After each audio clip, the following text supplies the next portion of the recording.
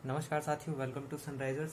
पिछली बार हमने टेंजेंट और स्लोप के बारे में पढ़ा था। आज हम डिस्कस करेंगे उससे आगे की चीज़ें, जैसे डेरिवेटिव्स शुरू हो गया हमारा। डेरिवेटिव्स में जो सबसे पहला टॉपिक आता है वो है डेरिवेटिव्स ऑफ सम फंक्शंस। ये जो डेरिवेटिव्स ऑफ सम फंक्शंस है, इसके बारे में आपको थोड़ा बहुत बता देता हूँ। आपने एक चीज़ देखी होगी, ये वाला फॉर्मूला, इसे फर्स्ट प्रिंसिपल कहते हैं। कभी अब देखो इसका काम क्या है, ये समझना बहुत ज़्यादा ज़रूरी है। अभी अगर मैं आपको बोलूँ कि इसका डिफ्रेंशिएशन बताओ, तो आप इजीली बता दोगे कि भाई इसका डिफ्रेंशिएशन होता है 1/, इस तरीके से आप बोल दोगे, है ना। ये होता है, ठीक है। तो अगर आप इस तरीके से एग्जाम में भी लिख के आते हो ना, तो ये गलत हो जाएगा। क्यों हो जाएगा? क्योंकि कभी कभार एग्जाम में लिखा हुआ आता है शो दैट, ऐसे लिखा हुआ आता है। तो शो करने के लिए जो तरीका आपको दिया गया है बुक में, वो है फर्स्ट प्रिंसिपल वाला। कभी कभार एग्जाम में इससे एकदम क्लियरली बोलता है show that the derivative of this by first principle, इस तरीके से भी बोला जाता है। तो क्या होता है, इसका मतलब कैसे प्रूफ किया जाता है, सारी बातें आज हम डिस्कस करने वाले हैं। एग्जाम्पल नंबर 6 उठा रहा हूँ। एफ एक्स, देखो हमें एक फंक्शन दिया गया है, कह रहा है x is greater than zero, मतलब जीरो से बड़ी वैल्यूज पर क्या जो फंक्शन है वो डिफरेंशिएबल होगा। अब हम जानते हैं इसका डिफरेंशिएशन होता क्या है, 1/√2, है ना, सॉरी 1/2√x, ये हमें पता है। लेकिन हम क्या करेंगे, इस वाले फॉर्मूले का यूज़ करेंगे। इसी ये इन दोनों में ज़्यादा फर्क नहीं है, बस यहाँ पे इसकी जगह ये h यूज़ कर रखा है, बस और कुछ नहीं, ठीक है। तो जब भी आपको किसी चीज़ का भी डेरिवेटिव शो करना हो, आप इस फॉर्मूले की हेल्प से करोगे, ठीक है। तो शो करने का मतलब यही होता है, आपको पता है कि इसका जो डेरिवेटिव है वो ये है, ठीक है। अब आपसे कोई पूछे तुम्हें कैसे पता, आप कहोगे कि भाई हमने तो एक फॉर्मूला पढ़ा था, एक्स एन का जो डेरिवेटिव होता है वो होता है एक्स एन-1। तो ये हमने फॉर्मूला पढ़ रखा है प्रीवियस क्लासेस में, है ना, ये वाला फॉर्मूला। लेकिन हमें फिर भी बोला जाता है कि शो दैट कैसे आ गया। तो शो दैट के लिए आपका ये वाला फॉर्मूला वैलिड होगा। इसमें आपको कैसे करना होता है प्रीवियस क्लासेस में पढ़ रखा होगा, मैं हल्का फुल्का आइडिया दूंगा क्योंकि डिफरेंशिएशन 11th और 12th में है, इजीली हमने कर रखा है, इसलिए छोटा मोटा आइडिया दूंगा इस चैप्टर को फटाफट से खत्म करने के लिए, ठीक है। तो देखो करना क्या होता है, इस फॉर्मूले में आप इसको रख दो, ये प्रूफ हो जाएगा कि ये आया कैसे। बुक में इजीली दे रखा है, पूरा एक्सप्लेन कर रखा है। मैं यहाँ इसलिए एक्सप्लेन नहीं कर रहा हूँ क्योंकि इतना टाइम है नहीं, है ना, एग्जाम आने वाले हैं, फटाफट से कंप्लीट करना है। तो इसका डेरिवेटिव ये दे रखा है। एग्जाम में क्या पूछेगा, show that the derivative of this proof by first principle, ये बोल देगा। तो आपको क्या करना है, एज इट इज़ ये वाला फॉर्मूला पहले तो एक डब्बे के अंदर लिख के आ जाना है। उसके बाद एफ एक्स की जगह एक्स प्लस एच रखना है। जैसे यहाँ क्या था, एक्स, देखो रूट के अंदर एक्स है, एक्स की जगह अब क्या आ जाएगा, एक्स प्लस एच। तो इस तरीके से आप इसे प्रूव कर सकते हो। अच्छा, अब जरा एक क्वेश्चन समझो, E6 क्या कह रहा था, show that each of the following functions is derivable at x equals to 2 और फाइंड F2। देखो ये डैश है, डैश का मतलब आप जानते हो ना क्या होता है। डैश का मतलब होता है कि भाई पहले जो जो फंक्शन दिया गया है उसका डिफरेंशिएशन करो और उस डिफरेंशिएबल फंक्शन में x की जगह 2 रखो और हमें बताओ कि आया क्या। तो करना क्या है, जरा ध्यान से सुनना।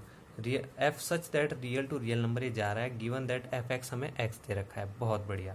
तो हम क्या करेंगे, ये वाले फॉर्मूले से पहले फाइंड आउट करेंगे कि x का जो डिफरेंशिएशन होता है वो क्या होता है। हमें इजीली पता है D by D x of x is 1 होता है, लेकिन हम इस पे रख के प्रूफ करेंगे। एग्जाम में इसका यूज़ करना ही है, डायरेक्ट मत यूज़ करके आ जाना, पूरा क्वेश्चन काट दिया जाएगा।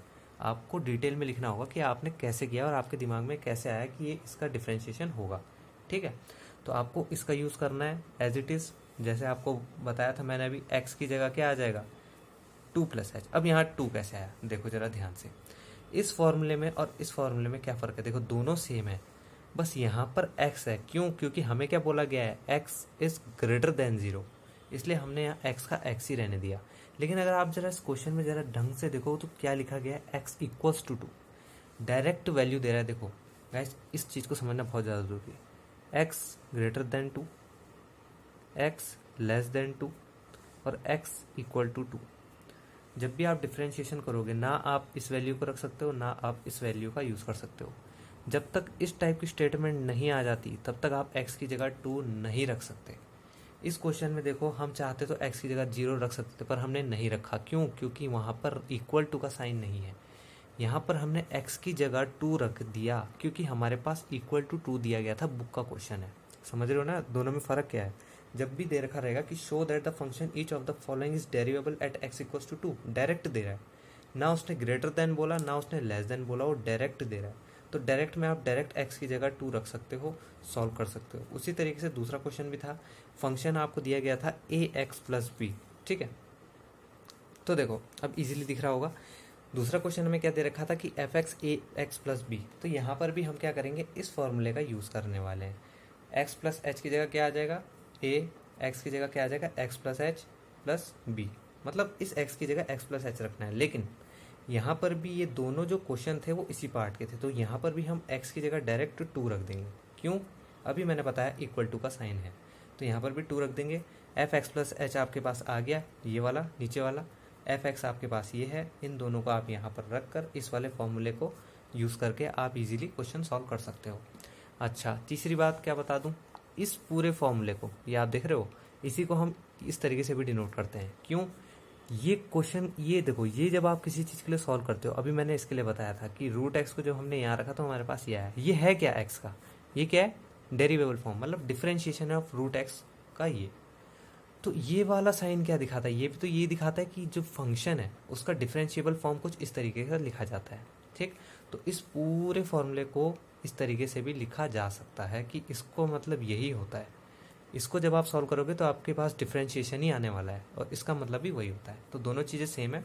3 बातें ध्यान में रखना, जब भी बोलेगा show that the differentiable of this, तो इस वाले फॉर्मूले का यूज़ करके आप डिफरेंशिएशन करेंगे। कभी कभार लिखा भी जाता है बाय फर्स्ट प्रिंसिपल, तो ये इजीली हो गया होगा। दूसरी बात मैंने आपको क्या बताई थी, इक्वल टू, लेस देन और ग्रेटर देन में क्या फ़र्क है। आप लेस देन और ग्रेटर देन में कभी भी इक्वल टू का यूज़ नहीं करोगे, इक्वल टू होगा तभी डायरेक्ट वैल्यू रखोगे, अदरवाइज नहीं रख सकते। तीसरी बात मैंने आपको क्या बताई कि इस फॉर्मूले को ही आप f' भी लिखते हो, ठीक है। अब चलते हैं आगे। अब जो अगला टॉपिक हुआ है हमारा अलजेब्रा ऑफ डेरिवेटिव्स, ठीक है। देखो इस चैप्टर को मैं फटाफट इसलिए भगा रहा हूँ क्योंकि आप इसे प्रीवियस क्लासेस में भी पढ़ चुके हो और इतना इंपॉर्टेंट है नहीं, है कि नहीं। देखो बुक में से क्वेश्चन बहुत कम आते हैं, ज़्यादातर आउटसाइड देता है, लेकिन कॉन्सेप्ट मैं बताते हुए चल रहा हूँ ताकि कॉन्सेप्ट आपके दिमाग में एकदम छप जाए, ठीक। तो अब आ गया भैया अलजेब्रा ऑफ डेरिवेटिव्स। तो अब देखो इसमें क्या क्या है। सबसे पहला आता है derivatives of a scalar multiple of a function. देखो इसमें एक इंपॉर्टेंट एग्जाम्पल है इसलिए करा रहा हूँ, example number 8, D by D x of 7 mod x. अभी आप लोग देख के सोच रहे होगे यार 7 तो कॉन्स्टेंट आ जाएगा, मॉड एक्स का x हो जाएगा मतलब 1, ठीक है। ये बिल्कुल गलत है। देखो मॉड एक्स कभी भी एक पर्टिकुलर वैल्यू नहीं है एंड जब x इक्वल्स टू 0 हो, क्यों है इसका मतलब क्या है, तो जरा ध्यान से देखो। 0 क्या है, एक न्यूट्रल वैल्यू है, ना उसने लेस देन बोला ना उसने ग्रेटर देन बोला। तो जब भी 2 मार्क्स में भी पूछा जा सकता है कि D by D x of 7x exist और नॉट, ध्यान से लिख देना डज नॉट एग्जिस्ट। क्यों, क्योंकि x इक्वल्स टू 0 पे जो 7 मॉड x है वो एग्जिस्ट नहीं कर सकता, क्योंकि x इक्वल्स टू 0 एक न्यूट्रल वैल्यू है, ना ग्रेटर देन है ना लेस देन है, तो इसमें इसका डिफरेंशिएशन करना बहुत मुश्किल हो जाता है, ठीक। तो एग्जिस्ट ही नहीं करता, ठीक। या तो इस तरीके से देगा, या तो दूसरा क्वेश्चन क्या देगा, D by D x of 7 mod x exist when x is greater than x is less than. तो इस तरीके से भी दे सकता है। जरा देखो ध्यान से, दोनों का मतलब एकदम अलग है। वहाँ पे डायरेक्ट वैल्यू दे रखी है और इससे पहले मैंने अभी आपको थोड़ी देर पहले बताया था कि डायरेक्ट वैल्यू और लेस देन और ग्रेटर देन में फ़र्क क्या होता है। यहाँ उसने बोल दिया x इज़ ग्रेटर देन 0, तो देखो जब भी x ग्रेटर देन 0 होगा तो सिंपल सी बात है प्लस आएगा। क्यों, x की कोई भी वैल्यू हो जाए पॉजिटिव है ना, पॉजिटिव ही होगी। देखो 0 से जितनी भी बड़ी वैल्यू है पॉजिटिव है तो हमारा +7 आएगा, 0 से छोटी वैल्यू होगी तो -7 आएगा। कहने का साफ और सीधा और शुद्ध भाषा में मतलब ये है कि अगर ये क्वेश्चन आपका एग्जाम में 2 मार्क्स में पूछा जाता है और अगर वहाँ लिख दिया x equals to 0 does the function exist, तो लिख देना डज नॉट एग्जिस्ट, ठीक है। और अगर ये पूछता है कि D by D x when x is greater than 0 x is less than 0, इस तरीके से भी लिख सकता है। तो ये वाला एग्जिस्ट करता है क्योंकि इस पर आपको एक गिवन लेन दे रखी है कि x जो है ग्रेटर है और x जो है लेस देन है, पर यहाँ पर नहीं दे रखा, यहाँ पे डायरेक्ट दे दिया और 0 एक न्यूट्रल वैल्यू है, ठीक। तो ये आपको ध्यान में रखना है। नेक्स्ट टॉपिक है derivative of the sum of 2 function. देखो पहले भी करते हुए आए हो, क्या करना होता है, 3 बाहर आ जाता है x का डिफरेंशिएशन, 41 बाहर आ जाता है x का डिफरेंशिएशन, 9 बाहर आ जाता है, यहाँ कुछ बचा नहीं तो हम 1 रख देते हैं, और 1 कोई भी कांस्टेंट वैल्यू है और किसी भी कांस्टेंट वैल्यू का डिफरेंशिएशन क्या होता है, 0, ठीक है। तो ये पूरा 0 हो जाता है। तो इस तरीके से ये 3 बातें भी आपको ध्यान में रखनी है। नेक्स्ट चलते हैं। अब देखो derivative of the product of 2 functions. देखो पहले भी आपने किया है इसलिए मैं कह रहा हूँ इस चैप्टर को मैं फटाफट भगाऊंगा, इसमें से क्वेश्चन पूछे जाते हैं और वो भी थोड़े टिपिकल टाइप के होते हैं, इतने ईजी नहीं होते। खाली कॉन्सेप्ट उनके आते हैं जो आपके बुक में है, पर क्वेश्चन बाहर से आता है। तो derivative of product of two function भी आपने पहले कर रखा है। First function differentiation of second, second function differentiation of first. Book में इसे उल्टा लिखा गया है, इसको यहाँ पे लिखा गया है और इसको यहाँ पे, पर प्लस में कोई फर्क नहीं पड़ता, चाहे 2+3 लिख लो चाहे 3+2 लिख लो, आंसर 5 ही आना होता है। हाँ, बात रही माइनस की, तो माइनस में पूरा जो टॉपिक है वो अलग हो जाता है। अब जरा दूसरा देखो, derivative of the quotient of the two functions. ठीक है, क्वोशिएंट देख के ज़्यादा घबराना मत। क्वोशिएंट एक आप ग्रुप थ्योरी में आपको समझ में आ जाएगी कि क्वोशिएंट होता क्या है। क्वोशिएंट कुछ नहीं, बस इसके अपॉन में जो भी एलिमेंट आते हैं उन्हें बोला जाता है। ठीक है, इतना टिपिकल देगा नहीं।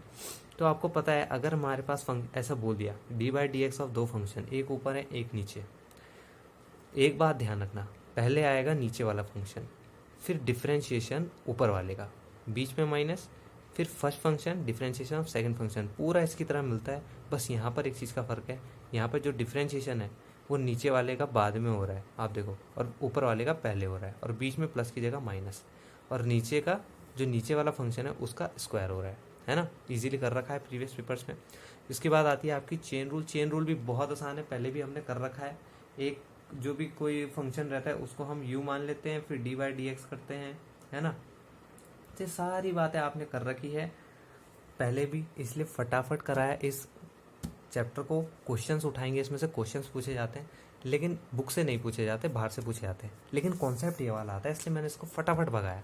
अब बात रही एक इंपॉर्टेंट क्वेश्चन, आप लोगों को मैं बता देता हूँ, E15। ठीक है, E15 को एक बार ट्राई कर लेना, ये मोस्ट इंपॉर्टेंट क्वेश्चन है आज के दिन का और इस चैप्टर का भी। ठीक है, तो E15, तो पूरा जो अभी तक हमने चैप्टर पढ़ा, इसमें हमने क्या देखा कि जब भी मॉड x का कोई भी फंक्शन आपको देता है और x = 2 में, तो वो एग्जिस्ट नहीं करेगा। यहाँ 7 की जगह 8 भी दे सकता है, 9 भी दे सकता है, 10 भी दे सकता है, कुछ भी दे सकता है, लेकिन मॉड x अगर आ जाए तो एग्जिस्ट नहीं करेगा। दूसरा मैंने देखा सम ऑफ टू फंक्शंस, आपको पता ही है डेरिवेशन कैसे होता है। तीसरा f(x)/dx, इसको ध्यान में रखने की जरूरत नहीं है, बस ध्यान में रखना है तो इसको रखना है। कुछ लोग क्या कर देते हैं, फर्स्ट फंक्शन यहाँ लिख देते हैं, dy/dx of second function minus second function dy/dx of first function. ऐसा नहीं करना है। इन एग्जाम्पल्स को और इन फॉर्मूले को ढंग से लिख लेना कि जब भी डिवाइड में होगा तो नीचे वाला पहले आएगा और ऊपर वाला बाद में आएगा। ठीक, चेन रूल भी इजीली कर रखा है। तो इसी के साथ ये वाला चैप्टर भी खत्म होता है। E15 ट्राई करना, नहीं होगा तो मैं आपको बाद में वो कराऊंगा। तो आज के लिए सिर्फ इतना ही, धन्यवाद।